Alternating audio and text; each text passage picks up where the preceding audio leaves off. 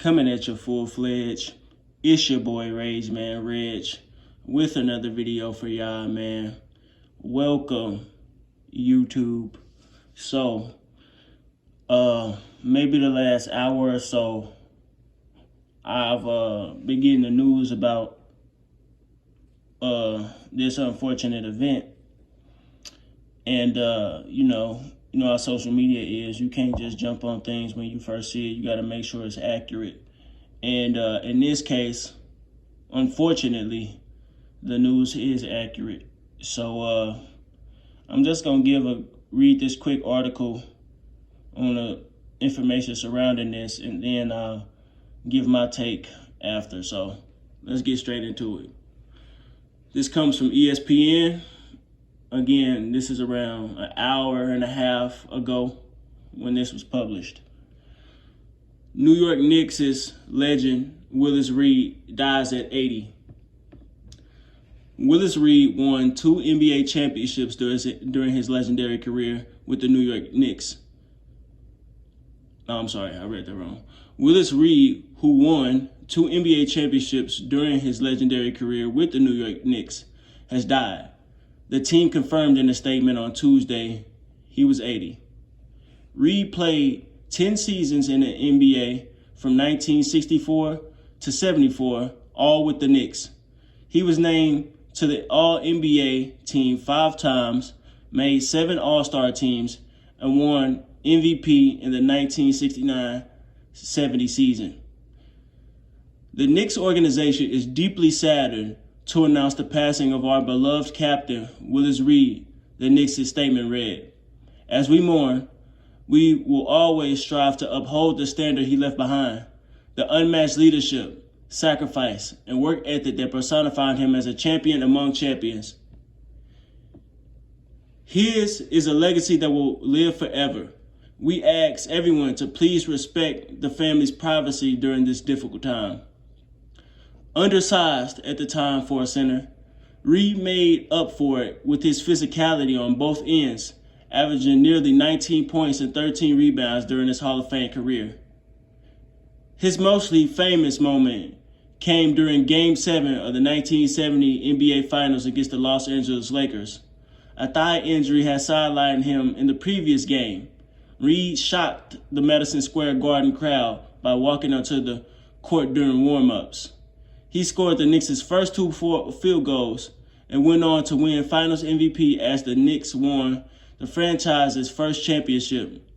Reed was again named Finals MVP 2 seasons later after New York's second title. Reed's career was cut short by injuries, and he retired shortly after the second title run. He went on to briefly coach the Knicks before taking over at Cretan from 1981 to 85.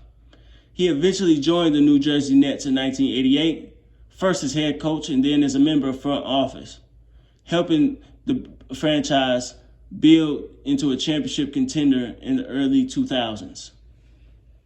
So, we're going to look a little deeper into his career. I know I just read that, and it's some things I want to expound on that was said in this article. So we're going to go to Willis Reed's basketball reference. So, of course, we know his main nickname was the Captain. So, you know, he played center, a little bit of power forward, and he was a lefty. Again, he was undersized at 6'10", 235. 6'10", yeah, that's a little under 5 for a center. That's power forward. That's my career. I'm 6'10", 245. So that's power forward size right there. Again, he played 10 years, all with the New York Knicks, at a total of 650 games. He averaged, again, nearly 19 and 13, but exactly 18.7 points for a career, 12.9 rebounds, and nearly 1.8 assists. His field goal percentage, I'm going to attribute it that his field goal percentage is very low for a center. It's 47.6 I mean, the era, considering the possessions, he did compete in the fastest era. You got to consider the possessions, more shots taken. This was a positional game. He had trees like 7'2" Kareem. Of course, one of his biggest rivals in the stilt. We're going to go farther in that a little later in this video. Who else? We talking about, he played, when did he start playing? 64, yeah, Bill Russell, Walter Bellamy, Zelmo Beatty, Wes Unseld, I think Artis Gilmore got into the NBA when Reed was still playing those type guys, Even I think maybe even a young Bill Walton, because he retired in 75. So I don't know if Walton was in the league just yet. But let's go into these accolades in his Hall of Fame career. Reed, again, as the article read, was a 7-time NBA All-Star. He made 5 All-NBA teams. He was his rookie class's Rookie of the Year in the 1964-1965 season. He won All-Star MVP. Oh, this is a nice stat. Whoa, I didn't even peep this. Okay, so before I get into that, I'm going to just say this. Reed won the 1969-1970 All-Star MVP, as well as the 1969-1970 League MVP at 27 years old, where he played 81 games, just missing one game. He averaged an amazing 38.1 minutes per game, while in the midst of putting up 21.7 points per game,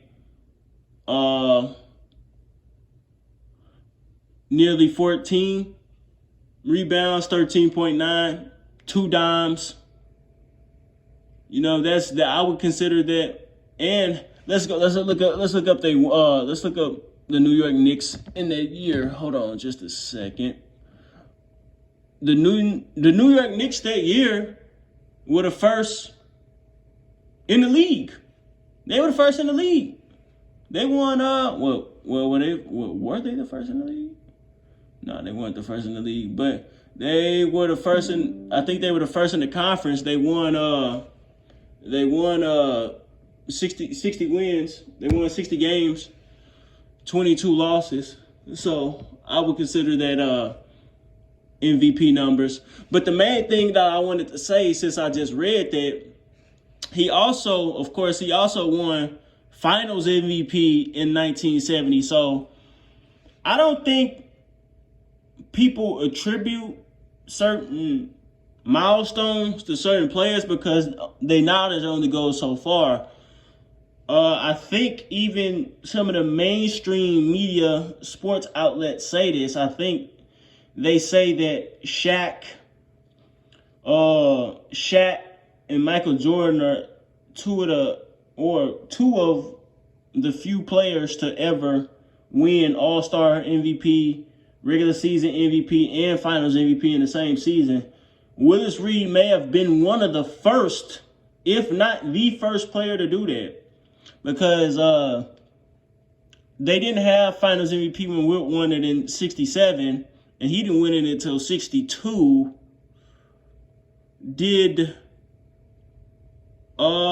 Jerry West won it in 69. He definitely was not MVP in 69. He never won a league MVP. Yes, Willis Reed was the first NBA superstar to win All-Star Game MVP, League MVP, the chip, and Finals MVP in one season, 1970. That's pretty remarkable, man. I didn't even know that. That's pretty crazy.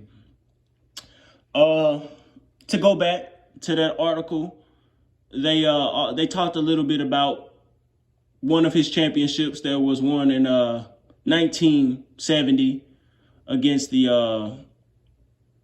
LA. Well, they talked a little about his championship wins in 1970. Again, I wanna expound on that.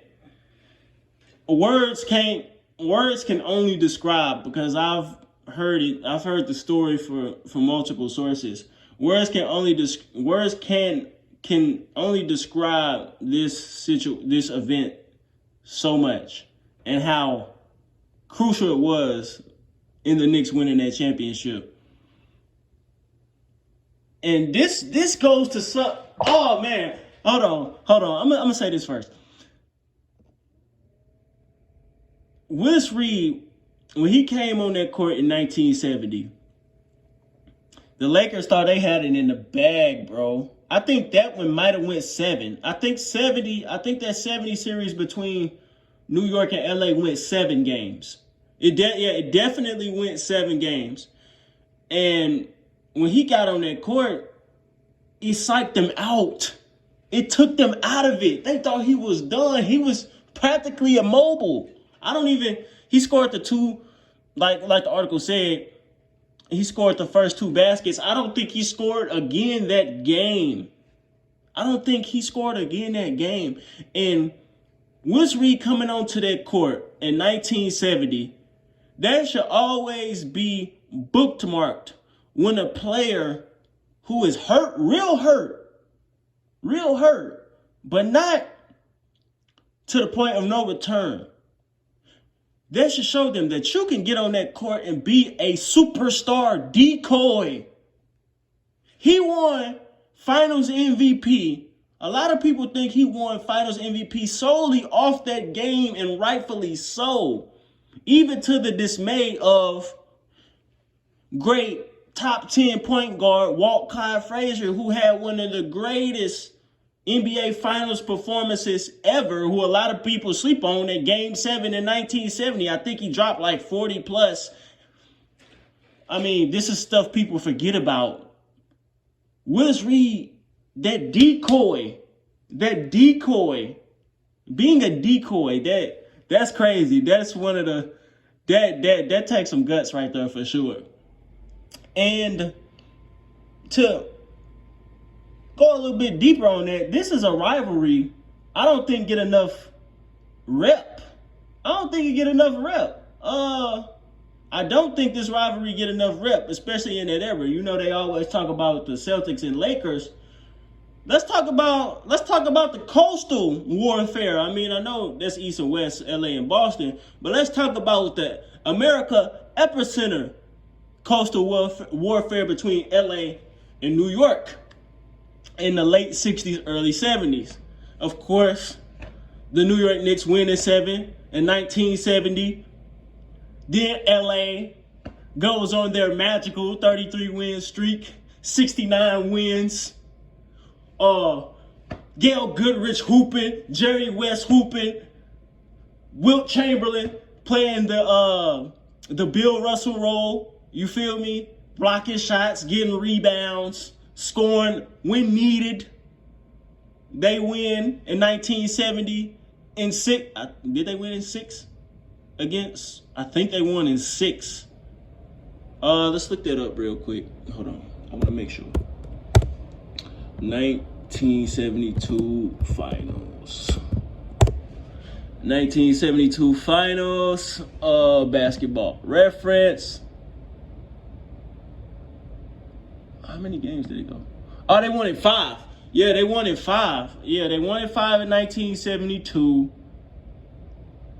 Then the following year, in 1973, New York come back. They get revenge with a gentleman's sweep of their own. But this time, it resulted in the retirement of Wilt Chamberlain. Not a lot of people, because I know I'm a basketball historian, man. I'm a basketball aficionado. I do my research.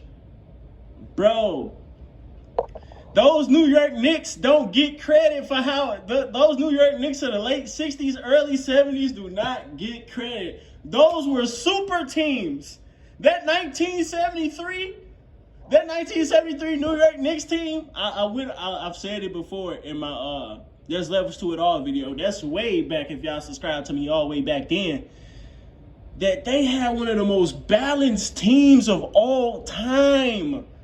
And this is including injury riddle at this time, Willis Reed. They had Walt Clyde Frazier. They had Earl the Pearl Monroe. That's a top 3 backcourt of all time right there alone. They had Dick Barnett. They had Dave DeBusschere. Shouts out to Too Raw for Sports, who just did a video on him not too long ago. Maybe a couple of days ago. Even. They had Jerry Lucas, the computer. All-time great rebounder. Stretch 4. They had Jerry Lucas. They had 6th Man of the Year, if that award existed at the time, Phil Jackson. And then, of course, they had Reed, the captain. They retired Wilt Chamberlain. They retired Wilt. And, hold on. They retired Wilt. That's all I got to say about that. What can I say? What can I say? But let's finish with these accolades, man. Again, he was a 2-time NBA champion. 1965, of course, all rookie. He won his first and only all defensive team, his MVP year, 1970. 2-time Finals MVP. Not a lot of people can say they won multiple Finals MVPs. And of course, he made the top 50, top 75 all-time greatest players list.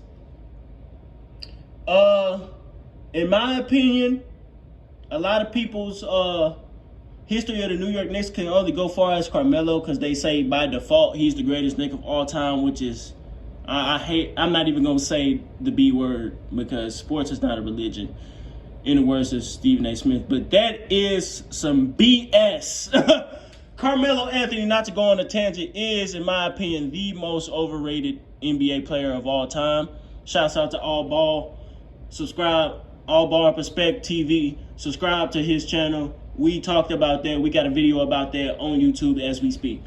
Then you can even go to Patrick Ewing. Now, in my opinion, I got Willis Reed right at number 10 in my all-time great centers list. Y'all know this.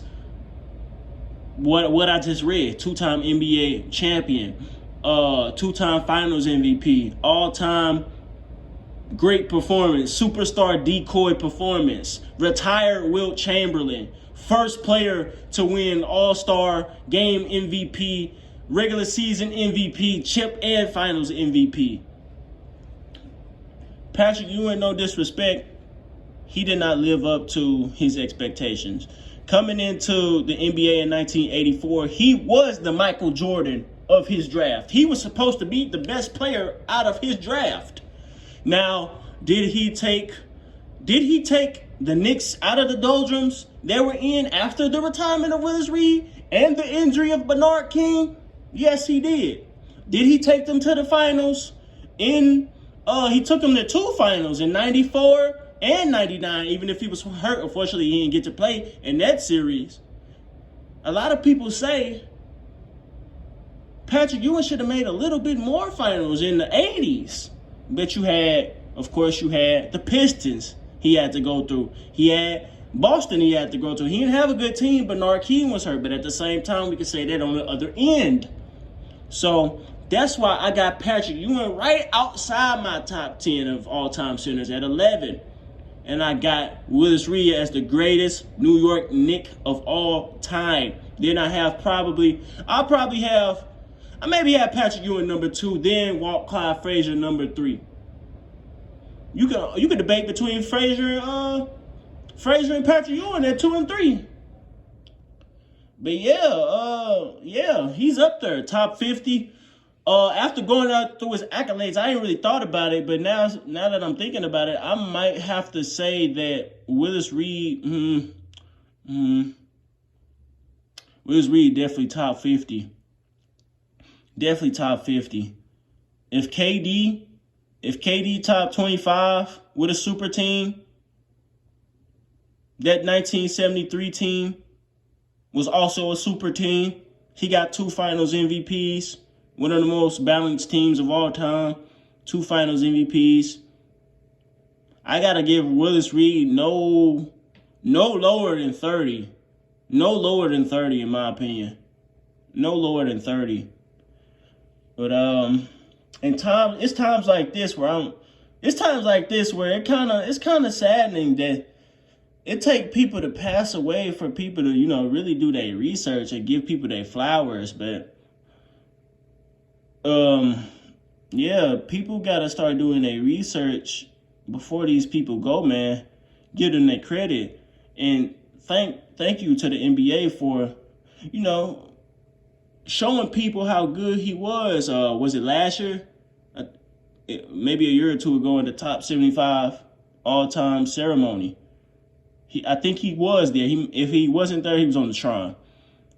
So, yeah, man, we got to start doing our research. I know in my last video I said I'm inspiring people to do their own research. Do your own research. This is one of the greatest players of all time. He retired Wilt.